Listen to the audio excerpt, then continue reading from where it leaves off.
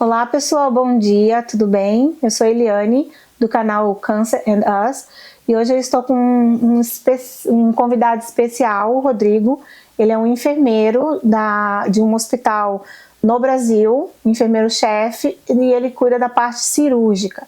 Então hoje a gente vai falar um pouco sobre essa parte cirúrgica, da parte de câncer de mama, os tipos de cirurgias que eu posso ter de opção. E vamos falar também um pouquinho sobre a implementação do port, né, que eu falo catéter, e é isso. Eu vou pedir para o Rodrigo se apresentar e falar um pouquinho sobre a história dele. Claro, Eliane. Bom, primeiramente queria te agradecer a oportunidade de estar aqui e compartilhar um pouquinho do que eu sei e vivo na experiência do dia a dia. No tratamento do câncer existem várias possibilidades, né, de situações ali que a pessoa que está enfrentando a doença pode ter que encarar. A primeira delas é, de fato, o implante do catéter para poder viabilizar o tratamento com a quimioterapia. É a opção de maior segurança para o paciente, visto que a quimioterapia é uma medicação agressiva que acaba danificando as veias periféricas, então o implante do Portocart é importante para garantir um tratamento mais tranquilo, né, durante um período prolongado, né, de algumas semanas, e ele é colocado no centro cirúrgico, né, sob anestesia geral. Eles fazem um implante e aquele catéter ele tem uma vida útil longa, ele pode durar todo o tratamento durante os ciclos da quimioterapia e até depois, quando o paciente ainda está na remissão, que ainda precisa ficar acompanhando, fazendo os exames de controle, se precisar fazer um procedimento ou outro, ele pode utilizar o catéter. Então ele de fato é a melhor escolha para o tratamento do câncer que nós temos hoje atualmente aí, que a gente elege ali logo no início do tratamento para poder viabilizar o processo, né? E aí, a depender do tratamento, né, da evolução do tratamento, muitas vezes é necessário realizar também, além da quimioterapia, o processo cirúrgico, né? E aí vai depender muito de como que o paciente evolui com a quimioterapia. Se for uma boa resposta, com uma redução importante do tamanho do tumor, a equipe médica vai avaliar com os exames de imagem a necessidade de fazer a mastectomia ou, se possível, né, em algumas situações que o tumor não seja tão agressivo ou que tenha, né, tomado proporções que tenha expansão pela mama, eles fazem a quadrantectomia, que é a retirada, né, do local onde ele está situado, e aí mantém a mama, assim, preservam o máximo possível de estrutura nesse tipo de tratamento. Mas aí varia muito da condição do tumor, a condição que o paciente respondeu ao tratamento de quimioterapia, e é uma definição tomada em conjunto com a equipe médica, o paciente, para ver qual que será o melhor prognóstico diante dessa situação. Então,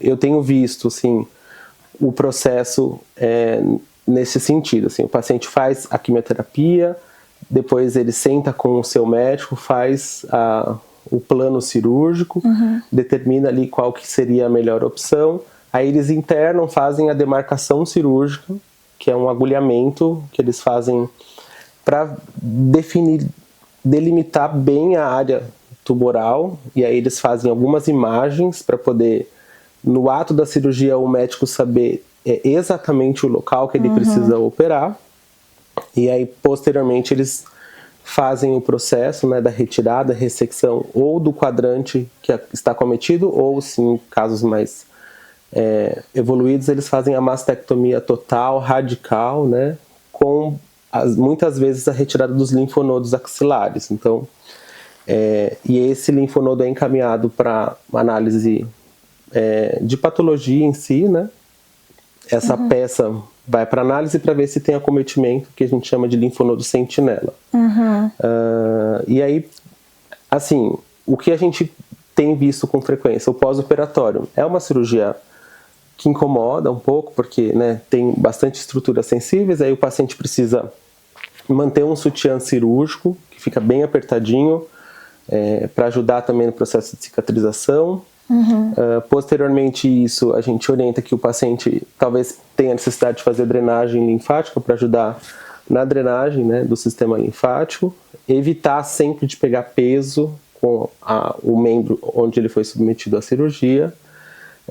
Tem algumas restrições de movimentação de início, mas posteriormente a esse período de recuperação, o paciente tem vida normal e muitas vezes a gente vê o retorno da paciente para fazer a cirurgia reparadora com a expansão, né, com a prótese, para poder se ver bem, ficar confortável com a sua autoimagem. Então, é muito comum essa cirurgia lá no Brasil, a gente vê com bastante frequência e as pacientes ficam super bem depois da recuperação. Quando elas voltam para fazer a reconstrução, a vibe é totalmente outra, né? Elas voltam com uma áurea muito feliz, contentes por terem vencido essa batalha e estarem ali já trabalhando a parte da sua imagem, da sua vaidade. Para uma nova vida, né? Isso, porque elas encaram dessa forma. Eu acredito assim, a minha opção, eu não quero fazer o quadrante, eu quero fazer total, tanto que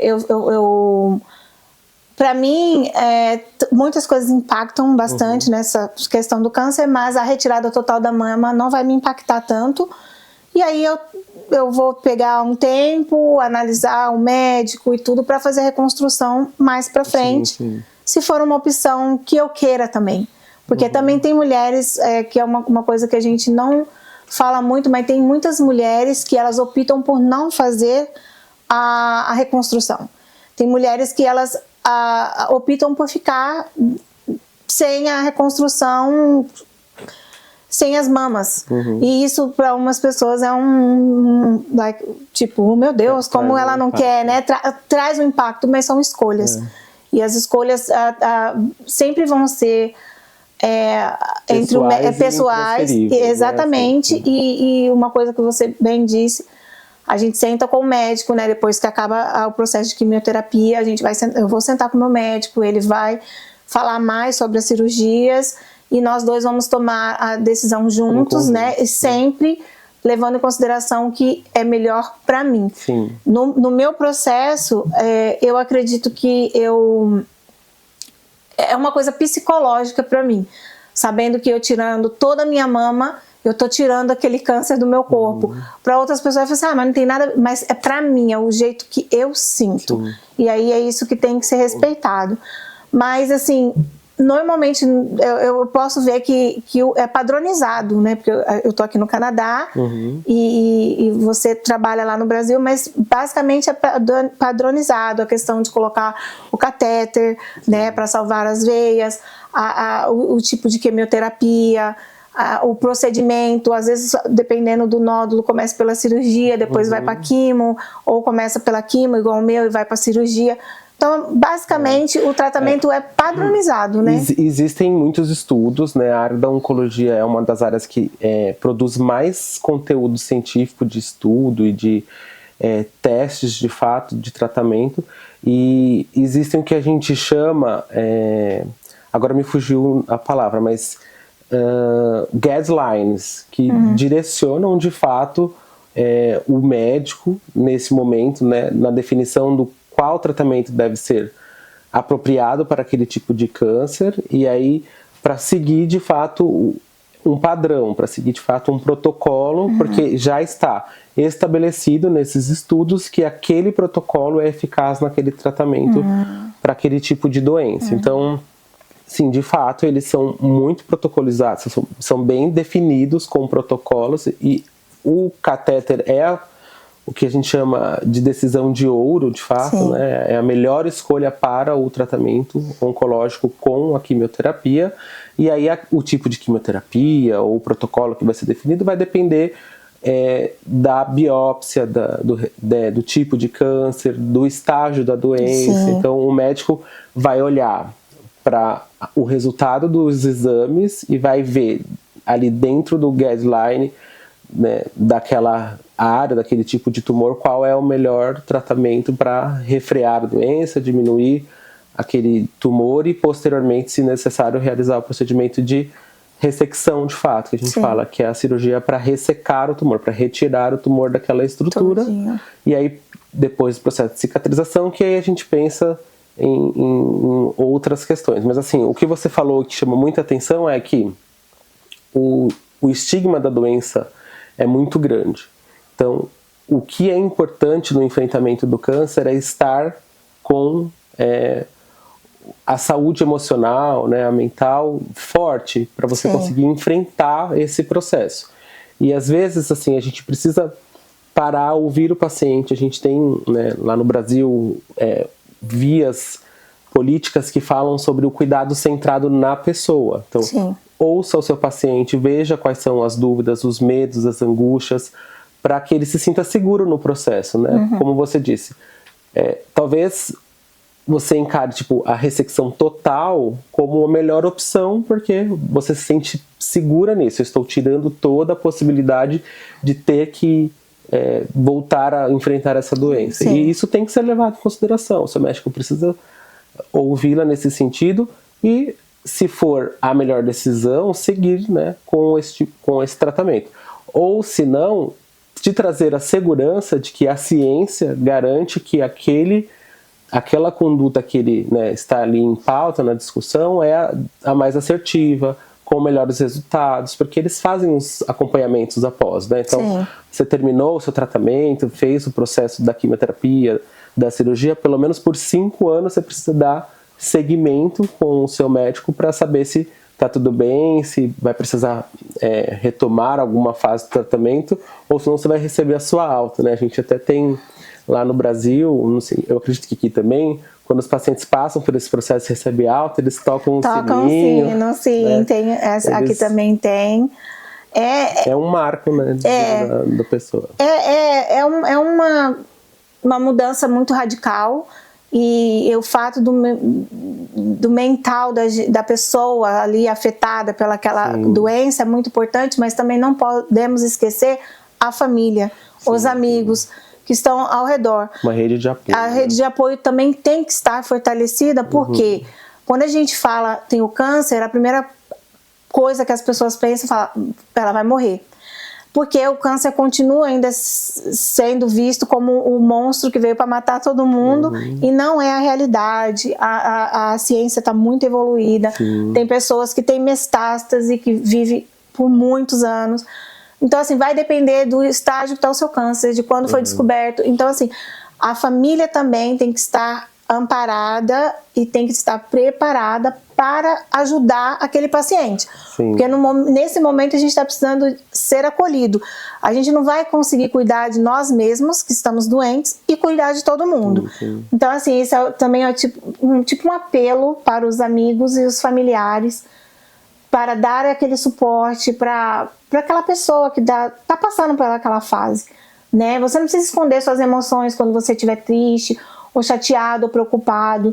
Pode dividir os seus problemas, que a gente continua vivendo, a vida está normal. Mas sem esquecer de que vocês são a nossa rede de apoio. Então a gente precisa ter força vindo de vocês. E eu, graças a Deus, eu tenho assim, uma rede de apoio maravilhosa. E hoje, assim, o Rodrigo está aqui esclarecendo, né, essa parte, falando sobre a cirurgia, e é importante, porque eu sei que tem muitas pessoas que estão assistindo os vídeos e que querem saber um pouco mais, né? Rodrigo, você gostaria de acrescentar algo mais aqui? Eu não sou especialista em oncologia. A gente tem lá no Brasil pessoas que se dedicam a estudar, né, esse tipo de tratamento, essa área da medicina, né? Mas o que eu tenho visto, assim, como ele falou, a ciência evoluiu muito, a gente tem tratamentos muito eficazes, a sobrevida do paciente, algo que teve um salto muito importante, não é mais aquela doença que tem, né, aquela declaração já embutida de que acabou, é o fim. A gente consegue garantir ao paciente uma qualidade de vida durante o tratamento, até com a evolução das medicações, dos quimioterápicos, né, a redução aí dos efeitos colaterais. Eles vão existir, vão acontecer, mas o paciente consegue hoje suportar, né, o organismo consegue ele, se manter forte, firme, e é importante essa questão do apoio da família, dos amigos, da rede de suporte, para tentar encarar ali da forma mais positiva possível para não adoecer mentalmente, né? Não deixar a doença vencer o seu emocional, né? Mas o que eu queria deixar de recado é que, assim, tudo isso acontece, essa evolução é muito positiva, existem resultados muito bacanas, mas o que mais importa é o tratamento, é o diagnóstico precoce para um tratamento eficaz. Então, você que é mulher, que tem histórico na família, ou alguém muito próximo que já vivenciou, né, o enfrentamento da doença, tenha esse olhar para a prevenção, de fazer o autoexame, de estar com, né, as suas rotinas médicas em dia, né, de ir ao médico, de ver se existe a necessidade de fazer algum exame complementar, para que, quando diagnosticado precocemente, o tratamento seja o mais breve possível e o mais efetivo possível. Assim, isso é muito importante. A gente precisa falar, a gente tem campanhas, né? A gente está num cenário todo rosa, a campanha que acontece em outubro, né, denominada Outubro Rosa, ela não deve só, né, ser deixada para o mês de outubro, então é no dia a dia, no cotidiano que a gente precisa olhar para a nossa questão da prevenção de saúde. Assim, isso é muito importante. Ai, gente, eu estou muito feliz em receber o Rodrigo aqui, esclarecer esses pontos com a gente. Quero agradecer muito, muito mesmo, estou feliz. Né, ele está aqui a passeio e aí a gente pegou esse tempinho para poder... Férias, mas vim lembrar também como é bom ser enfermeiro, profissional da saúde, poder ajudar as pessoas. Com um pouco de conhecimento, às vezes esclarecendo dúvida, aliviando um pouco da angústia. Exatamente. Né? Porque o medo do desconhecido é talvez algo que traga pra gente uma aflição importante. Você ter alguém que tem uma vivência, né, ali naquele ambiente, que saiba mais ou menos como é que funciona o acompanhamento, o tratamento, às vezes já dá um alívio de saber, não, eu vou passar por isso, não é um bicho de 7 cabeças, outras pessoas também já encaram essa situação, então isso talvez traga um pouco de conforto, assim, para quem esteja na situação. Sim, traz muito, assim, traz um norte, né, como a gente costuma dizer, traz um norte. Então, assim, eu quero agradecer a todos, a todos vocês que vão assistir esse vídeo. Quero agradecer ao Rodrigo pelo apoio. E é isso. Não se esqueçam de se inscreverem no canal. E não se esqueçam jamais que juntos nós somos mais fortes. Beijo, fica com Deus. Obrigada. Tchau, obrigado. Tchau.